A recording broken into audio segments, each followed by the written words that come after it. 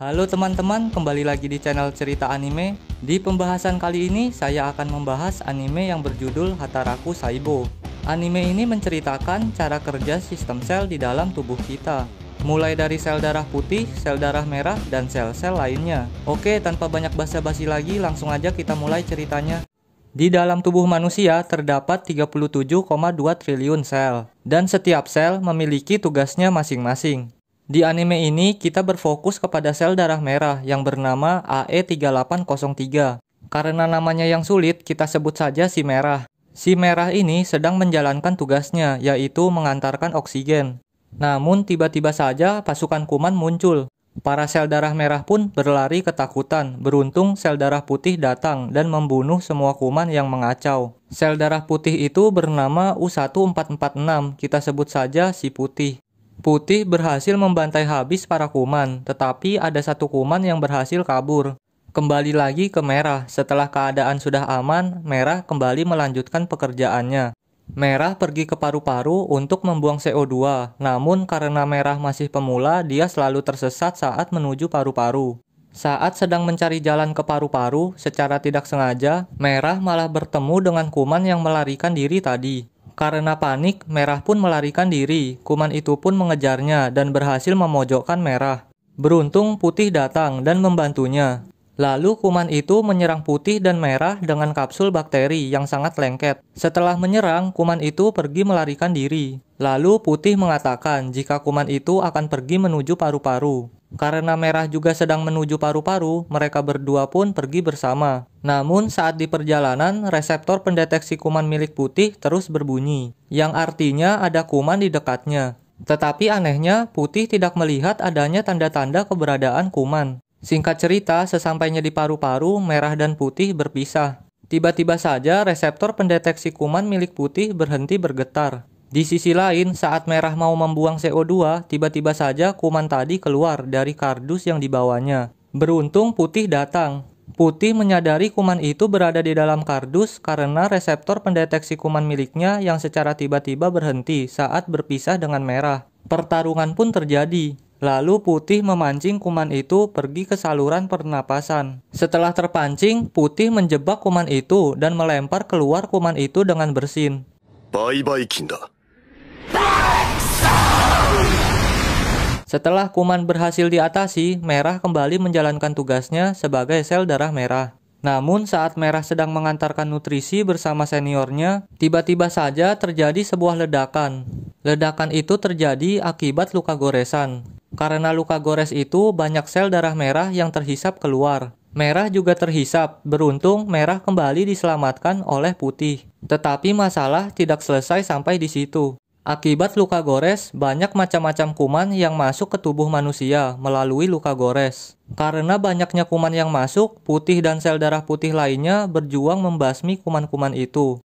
Tetapi kuman-kuman itu tidak ada habisnya karena luka gores masih belum tertutup. Karena itulah sel trombosit datang membantu untuk menutup luka gores itu. Saat sel trombosit sedang bekerja, sel darah putih melindunginya dari para serangan kuman. Lalu para sel trombosit menutup luka gores itu dengan fibrin, sehingga para kuman tidak bisa memasuki tubuh lagi. Setelah itu, para sel darah putih membasmi seluruh kuman yang tersisa. Tidak selesai sampai di situ. Setelah itu, sel trombosit mengumpulkan banyak sel darah merah dan menaruhnya di atas fibrin sampai luka gores sembuh dan mengering. Lalu scene berpindah. Di suatu tempat ada sel T-Knife yang sedang berpatroli. Namun tiba-tiba saja dia bertemu dengan sel yang sudah terinfeksi virus influenza. Karena sel T-Knife sangat lemah, dia pun tidak sanggup untuk menghadapi sel-sel yang terinfeksi. Beruntung putih datang menolong sel T-Knife yang sedang kesulitan. Tidak sendirian, putih juga dibantu oleh sel makrofag. Setelah membasmi sel yang terinfeksi, sel makrofag mengatakan jika virus influenza yang menyerang tubuh adalah influenza tipe B. Lalu sel makrofag melaporkannya kepada sel T penolong. Setelah sel T penolong mendapatkan informasi, sel T penolong langsung memerintahkan sel T kill untuk berpatroli ke seluruh tubuh untuk membasmi semua sel yang terinfeksi virus influenza tipe B. Setelah mendapat perintah, sel T kill langsung datang menemui putih dan sel makrofag. Setelah semua sel kekebalan tubuh berkumpul, mereka semua langsung membasmi seluruh sel yang terinfeksi virus influenza. Tetapi virus influenza sangat susah diatasi karena virus itu dapat menginfeksi sel sehat dengan cepat. Sel kekebalan pun terpojok dan kesulitan. Tetapi keadaan berubah setelah sel B dan sel T efektor datang membantu. Sel T efektor pun menghajar seluruh sel yang terinfeksi dan berhasil membasmi seluruh virus influenza.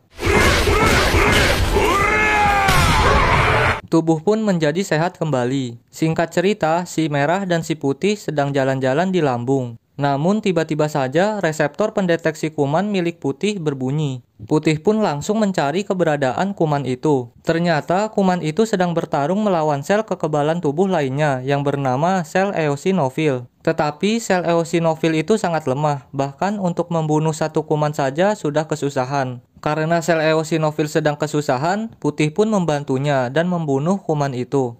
Akibat kejadian itu, sel eosinofil ditertawakan oleh sel-sel lainnya. Para sel-sel lainnya meremehkannya dan mengatakan jika sel eosinofil sangat lemah dan tidak berguna bagi tubuh. Setelah kuman berhasil dibasmi, tiba-tiba saja muncul masalah baru.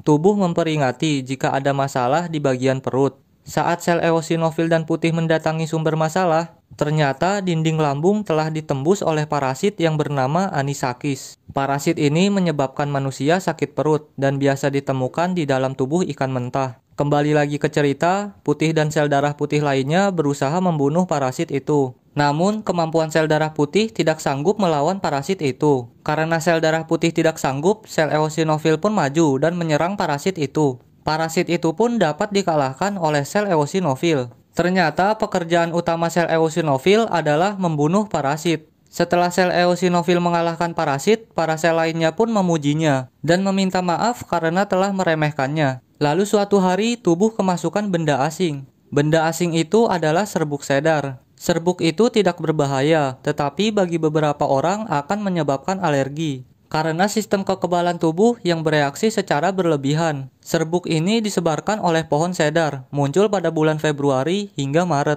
dan biasa terjadi di Jepang. Kembali lagi ke cerita, karena tubuh kemasukan benda asing, sel T penolong pun memerintahkan sel T kill untuk mengatasi serbuk-serbuk sedar itu. Lalu scene berpindah, merah yang sedang mengantar oksigen tiba-tiba saja bertemu dengan serbuk sedar. Lalu putih datang dan membasmi serbuk sedar itu. Putih menjelaskan jika serbuk sedar tidak menyebabkan penyakit seperti kuman. Tetapi serbuk sedar yang berjumlah banyak dapat menyebabkan masalah.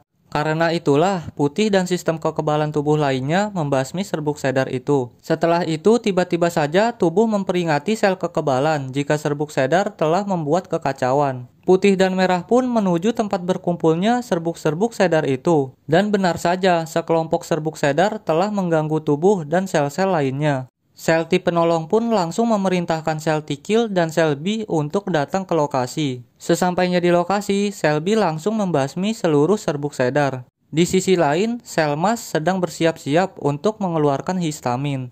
Karena sel mast mendeteksi adanya benda asing atau serbuk sedar yang masuk ke dalam tubuh. Tetapi parahnya, sel mast terlalu berlebihan melepaskan histamin, sehingga membuat banjir besar dan membuat tubuh mengalami bersin-bersin dan selaput hidung yang membengkak.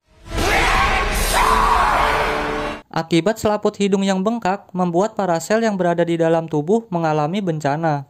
Karena histamin yang berlebihan, tubuh pun mengalami alergi serbuk sedar. Lalu, karena tubuh mengalami alergi, tubuh pun memasukkan obat steroid untuk mengatasi alergi. Tetapi obat itu bekerja dengan kasar dan malah menyerang sel dalam tubuh. Kehidupan sel di dalam tubuh pun malah semakin kacau. Singkat cerita, obat steroid sudah berhenti bekerja dan berhasil menghentikan alergi. Tetapi efek sampingnya, para sel mengalami kehancuran yang parah. Lalu, scene berganti ke merah. Merah sedang berada di sumsum tulang merah. Di sana, merah sangat bahagia karena tempat itu adalah kampung halamannya. Lalu merah mengingat masa lalunya. Dulu saat merah masih menjadi eritroblas, merah dijaga oleh sel makrofag di dalam sumsum tulang merah. Sampai dia menjadi sel darah merah. Di sumsum tulang merah, merah belajar banyak hal bersama sel makrofag. Kembali lagi ke masa sekarang, setelah mengingat masa lalunya, merah kembali menjalankan tugasnya mengantarkan oksigen. Namun secara tidak sengaja, lagi-lagi merah bertemu dengan putih. Karena putih sedang tidak ada kerjaan, putih pun menemani merah untuk mengantarkan oksigen. Setelah menemani merah mengantarkan oksigen, tiba-tiba saja putih mendengar suara teriakan. Saat mendatangi suara itu, ternyata ada sel baik yang telah bermutasi dan menyerang sel-sel lainnya. Putih pun tidak tinggal diam dan membunuh sel itu. Karena keributan itu, sel T-kill dan sel NK datang. Lalu sel NK mengecek sel yang telah bermutasi itu. Setelah dicek, ternyata sel itu adalah sel kanker. Lalu tiba-tiba saja muncul sel normal dan mengatakan jika di wilayahnya banyak sel yang telah bermutasi menjadi sel kanker. Lalu sel NK, sel T-kill, dan putih pergi bersama sel normal menuju wilayah yang dikatakan sel normal itu. Saat di lokasi, sel NK memutuskan untuk berpencar agar mempermudah pencarian sel kanker. Lalu saat sel NK sedang berdua dengan sel normal, tiba-tiba saja sel normal berubah menjadi sel kanker. Ternyata sel normal itu adalah sel kanker yang sedang menyamar. Sel NK pun berusaha melawannya, tetapi sel kanker itu sangat kuat sehingga memojokkan sel NK. Lalu sel kanker itu menyebarkan dirinya ke berbagai tempat. Di sisi lain, sel T-kill dan putih juga sedang kesulitan menghadapi sel-sel kanker lainnya. Lalu scene berpindah ke merah. Merah dan sel darah merah lainnya diperintahkan untuk mengantarkan nutrisi dengan jumlah yang sangat besar ke suatu wilayah. Merah pun merasa curiga dan menyelidikinya. Ternyata yang memesan nutrisi-nutrisi itu adalah sel kanker untuk menopang kehidupannya sendirian. Merah dan sel darah merah lainnya menjadi khawatir karena jika diteruskan sel normal lainnya akan kekurangan nutrisi dan energi tubuh akan menurun. Lalu merah melaporkannya kepada sel makrofag. Di sisi lain, putih, sel T-kill, dan sel NK sedang terpojok karena bertarung dengan sel kanker. Beruntung sel kekebalan tubuh lainnya datang berkat informasi yang diberikan sel makrofag. Para sel kanker pun habis dibasmi oleh sel kekebalan tubuh. Lalu di akhir pertarungan, sel NK berhasil membunuh inti dari sel kanker. Sel kanker pun berhasil dibersihkan seluruhnya. Setelah tubuh kembali aman, merah mulai melakukan pekerjaannya kembali seperti biasa. Merah ditugaskan untuk mengantarkan oksigen ke setiap sel. Namun saat mengantar oksigen, lagi-lagi merah mendapatkan masalah. Tiba-tiba saja lapisan kulit terkena luka gores, sama seperti sebelumnya. Kuman-kuman pun masuk ke dalam tubuh. Kuman itu bernama Staphylococcus aureus, penyebab penyakit infeksi kulit. Kembali lagi ke cerita, putih dan sel darah putih lainnya langsung menyerang kuman itu. Awalnya para kuman itu dapat diatasi dengan mudah. Namun tiba-tiba saja para kuman bersatu menjadi raksasa. Tidak hanya itu, para kuman juga menggunakan fibrin sebagai pertahanannya atau yang disebut koagulase. Para sel darah putih pun terpojok dan tidak sanggup untuk melawan kuman itu. Karena itulah sel makrofag datang. Karena daya serang sel makrofag yang cukup tinggi, kuman pun dapat dibasmi dengan mudah. Setelah membunuh para kuman, sel makrofag membersihkan kuman-kuman yang mati karena itu juga salah satu tugasnya. Lalu suatu hari tubuh mengalami demam dan kekurangan cairan. Itu menyebabkan para sel di dalam tubuh kepanasan. Walaupun sedang kepanasan, sel di dalam tubuh tetap semangat bekerja. Namun di saat kondisi yang sedang sulit, muncul kuman yang bernama Bacillus cereus, kuman penyebab diare. Putih dan sel darah putih lainnya berusaha membasminya, tetapi karena tubuh yang sedang panas, menyebabkan sel darah putih menjadi lemas, sehingga kesulitan untuk melawan kuman. Tetapi anehnya kuman itu dapat menahan panas tubuh. Ternyata kuman Bacillus cereus dapat menahan panas hingga 30 derajat. Di sisi lain, sel-sel dalam tubuh memperingati jika tubuh mengalami dehidrasi. Tubuh pun mengalami kepanasan yang sangat tinggi hingga membuat banyak kebakaran. Namun tiba-tiba saja keajaiban datang, tubuh mendapatkan transfusi cairan. Para sel di dalam tubuh pun sangat bahagia dan kembali bersemangat. Sel darah putih yang tadinya kelelahan dapat kembali bersemangat dan membasmi kuman Bacillus cereus tadi. Lalu singkat cerita, suatu hari merah disuruh oleh seniornya untuk melatih sel darah merah yang masih pemula. Lalu merah menjelaskan tugas-tugas sel darah merah kepada juniornya. Merah menjelaskan jika tugasnya adalah mengantar oksigen, mengantar nutrisi, menjaga suhu tubuh, dan memperbaiki luka. Setelah menjelaskan tugas-tugasnya, Merah mengajari juniornya cara bersirkulasi dengan benar. Tetapi karena kebiasaan buruknya, Merah selalu salah jalan saat sedang bersirkulasi. Merah pun menjadi malu terhadap juniornya karena tidak bisa menjadi senior yang baik. Merah pun berjanji terhadap dirinya sendiri jika dia akan berusaha menghafal setiap jalan di pembuluh darah dan mengajari juniornya dengan baik. Namun saat Merah mengajari juniornya bersirkulasi, tiba-tiba saja bencana datang. Kepala mengalami benturan dan mengakibatkan pendarahan. Akibatnya jutaan sel darah merah tersedot keluar tubuh. Lalu tubuh memperingati jika sel darah merah yang tersisa harus bekerja 2 kali lebih banyak. Karena tubuh kekurangan sel darah merah, Merah dan juniornya pun bekerja 2 kali lebih banyak dari biasanya. Walaupun Merah dan juniornya sudah bekerja dengan sangat cepat, para sel tetap kekurangan oksigen. Itu disebabkan karena kurangnya sel darah merah, sehingga pengantaran oksigen menjadi lebih sedikit. Para sel normal pun banyak yang mati karena kurangnya oksigen. Masalah tidak sampai di situ. Saat Merah dan juniornya mengantarkan oksigen, tiba-tiba saja tubuh menjadi sangat dingin. Itu disebabkan karena tubuh kekurangan sel darah merah akibat pendarahan, sehingga membuat suhu tubuh menjadi turun. Merah dan juniornya pun sudah tidak kuat untuk mengantarkan oksigen karena suhu tubuh yang sangat dingin.